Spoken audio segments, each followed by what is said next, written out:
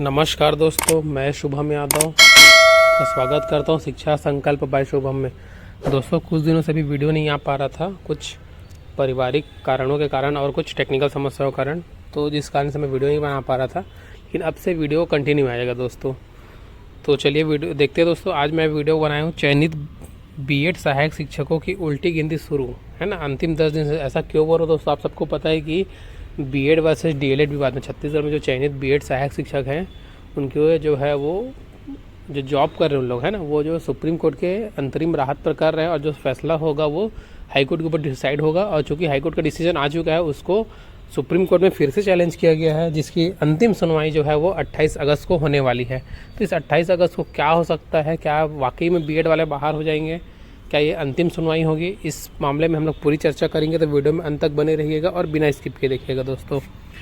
चलिए देखते हैं हम लोग। सबसे पहले जो केस लगाया था, जैसे ही आप लोग को पता है कि छत्तीसगढ़ हाई कोर्ट ने जो चयनित बीएड डिग्री सहायक शिक्षकों को निकालने का आदेश दिया था, उसके जैसे ही फैसला आया 2 अप्रैल को, उसके बाद जो है छत्तीसगढ़ में नवीन कुमार के नाम से एक केस फाइल हुआ 19 अप्रैल को, है ना। देख सकते हैं आप लोग, फाइल किया गया 19 अप्रैल को, जिसका डायरी नंबर है 17948 है ना, 2024। फिर ये वेरीफाई हुआ 8 मई को, और इसकी सुनवाई जो हुई थी, लास्ट सुनवाई जो है था 3 जुलाई को हुई थी। तो आप सब ने देखा होगा 3 जुलाई की सुनवाई को। तो उसमें क्या हुआ था कि उस दिन तो लगभग फैसला आने वाला था, ये केस डिसमिस होने वाला था। लेकिन क्या हुआ कि छत्तीसगढ़ की तरफ से जो महाधिवक्ता बोलते हैं या सरकारी वकील जो बोलते हैं, वो उपस्थित हुआ और उन्हें कुछ टाइम मांगा। तो चूँकि क्या होता है कि हमारे देश की न्यायपालिका ऐसी कि सभी पक्षों को एक बार सुना जाता है, तो उनको भी एक टाइम दिया गया। तो उन्होंने टाइम मांगा, तो उनको फिर अगली सुनवाई के लिए डेट दिया गया।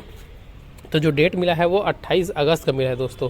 यानी कि आज 18 अगस्त तक, आज ही से जस्ट 10 दिनों बाद 28 अगस्त को सुनवाई होने वाली है। और जितने भी जो भी है तथ्य के आधार पर सुनवाई हो गया ना, तब मुझे नहीं लगता कोई तथ्य बचा होगा, क्योंकि सुप्रीम कोर्ट का सख्त आदेश है कि 11 अगस्त के बाद किसी भी राज्य या किसी भी केंद्र शासित प्रदेश में जो है वो बीएड वालों की सहायक शिक्षकों पर नियुक्ति नहीं हो पाएगी। यदि 11 अगस्त के पहले नियुक्ति हो चुकी है तब तो वैलिड है, लेकिन 11 अगस्त के बाद नियुक्ति नहीं है ना। आप लोग देख सकते हैं, जब 11 अगस्त का फैसला आया था और उसी का जो रिव्यू याचिका जो लगा गया था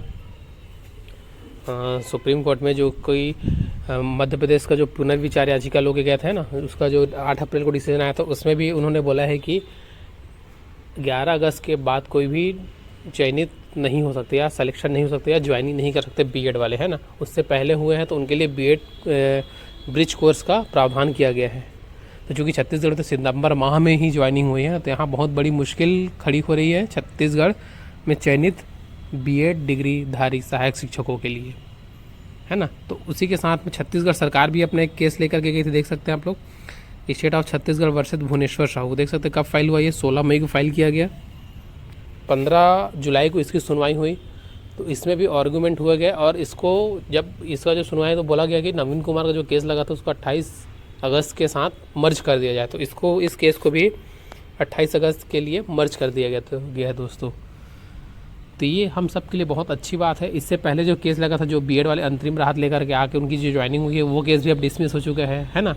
और बीएड यूनियन द्वारा, है ना, अखिल भारतीय बीएड संघ जो है देवेश शर्मा जी के द्वारा जो केस लगाया गया था रिव्यू याचिका, वो भी खारिज हो चुकी है। तो अब बीएड वालों के लिए जो बोल सकते किसी भी प्रकार का बहाना, अभी तक क्या होता, जितने भी केस होते थे वो बिल्कुल भी तर्क या के आधार पर उन्होंने क्या करते थे, बात नहीं करते थे। केवल ये बोलते थे कि सर हमें ये टाइम दे दीजिए, ये केस लगा हुआ है, इसका वेट कर लेते हैं, ऐसा कर लेते हैं, एमपी का लगा हुआ है, रिव्यू लगा हुआ है। तो इन सब के बेसिस पे क्या होता था, बीएड वाले समय को बस निकाले जाते हैं। ऐसा करके लगभग 1 साल होने वाले। उनको सितंबर माह में ज्वाइनिंग मिली है, अभी अगस्त माह चल रहा है। तो मान के चलिए एक मोटा अंदाजा, लगभग 1 साल से वे क्या कर रहे हैं, बस डेट के ऊपर डेट मांगते जा रहे हैं ना। तो अब पूरा लगभग हर केस क्लियर हो चुका है, कोई भी केस पेंडिंग है ना, तो रिव्यू ना ही कुछ भी, नहीं किसी राज्य का। अब केवल छत्तीसगढ़ में क्या होना है, जो छत्तीसगढ़ हाई कोर्ट ने जो डिसीजन दिया है उसी को क्या माना जाएगा छत्तीसगढ़ सुप्रीम कोर्ट द्वारा, माफ़ कीजिएगा भारत के सुप्रीम कोर्ट द्वारा, कि जो छत्तीसगढ़ के हाई कोर्ट ने जो फैसला सुना है उसी को पालन किया। चूँकि अभी देखिए उसमें स्टे नहीं लगा हुआ है। लास्ट टाइम में आप सुने होंगे छत्तीसगढ़ सरकार का जो केस चल रहा था, उसमें उन्होंने बोला कि बिल्कुल जो छत्तीसगढ़ का हाई कोर्ट का जो डिसीजन है उसका आप पालन कर सकते हैं।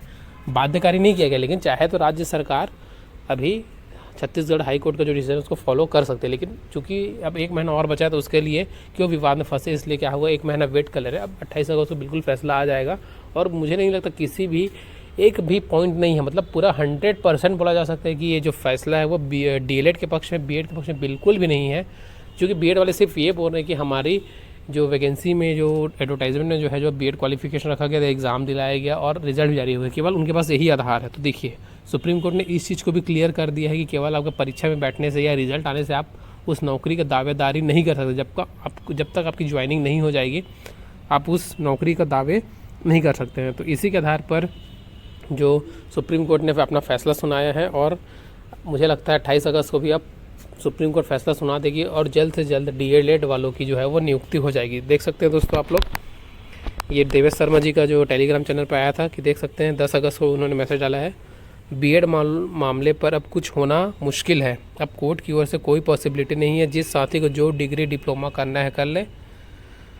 अब सरकार के हाथ की बात है, वह चाहे तो दोबारा से बीएड को शामिल कर सकती है, अपनी पढ़ाई पर ध्यान दें। मतलब अब कोर्ट ने तो बिल्कुल रुख अपना साफ कर दिया है कि सहायक शिक्षक के लिए जो है वर्ग 3 के लिए केवल डीएलएड ही मान्य होगा, बीएड को हम बिल्कुल भी अलाउ नहीं करेंगे। ये कोर्ट का बिल्कुल रुख साफ है और ये जो काम है केवल अब सरकार कर सकते, सरकार चाहे तो कुछ अध्यादेश ला करके ही कुछ कर सकते हैं, वरना अब कोर्ट से होना कोई पॉसिबल नहीं। ये देवेश शर्मा जी का बयान है दोस्तों, देख सकते हैं आप लोग। ये छत्तीसगढ़ के मामले में उन्होंने बताया है, छत्तीसगढ़ वालों की नौकरी बचाना मुश्किल है। 11 अगस्त 2023 से पहले जिनको ज्वाइनिंग मिल गई है वह सेफ है। तो ये देख सकते हैं दोस्तों, बीएड वालों के लिए आप लोग देख लीजिए, आप ही के जो लीडर है वो बोल रहे हैं कि आपका नौकरी बचाना मुश्किल है, मुश्किल क्या असंभव है। अब पहले तो मुश्किल बोला सकते थे, अब असंभव हो चुका है, अब जो है वो बचाना मुश्किल है। तो मुझे सभी बीएड साथियों से निवेदन है कि करबद्ध प्रार्थना है कि आप लोग बिल्कुल अपने जो एडवोकेट है उनसे बात कीजिए और जो भी है अपना केस क्लियर करवा लीजिए, है ना। ये देख सकते हैं आप लोग, बीएड के सभी मामलों से मैं कार्य मुक्ति लेता हूँ। मतलब अब देवेश शर्मा जी है वो बीएड का अब कोई भी केस जो है रिव्यू या जो भी है किसी प्रकार का वो केस फाइल नहीं करेंगे। वो अपना बीएड से क्या कर दिए हैं, हाथ पीछे खींच लिए हैं जो भी केस चल रहा था दोस्तों।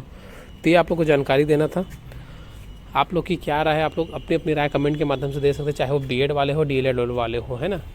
देखिए क्या होता है कि किसी को नौकरी से, देखिए हाँ ये हमारी बीच की बातें हैं या हमारे जो राज्य सरकार की गलती है, क्योंकि उस टाइम पे या तो केस को जल्दी पूरा क्लियर सुनवाई करा लेना था या तो पेंडिंग रख देना था, इसमें किसी को ज्वाइनिंग नहीं देना था। लेकिन राज्य सरकार ने ये गलती की है।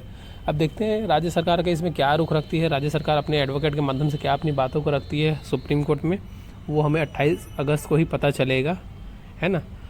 तो आप लोग अपनी अपनी राय कमेंट के माध्यम से बता सकते हैं दोस्तों। वीडियो को ज़्यादा से ज़्यादा शेयर कीजिए, वीडियो अच्छा लगा हो तो लाइक कीजिएगा दोस्तों। मिलते हैं फिर अगले वीडियो में, तब तक के लिए धन्यवाद। आपका दिन शुभ हो।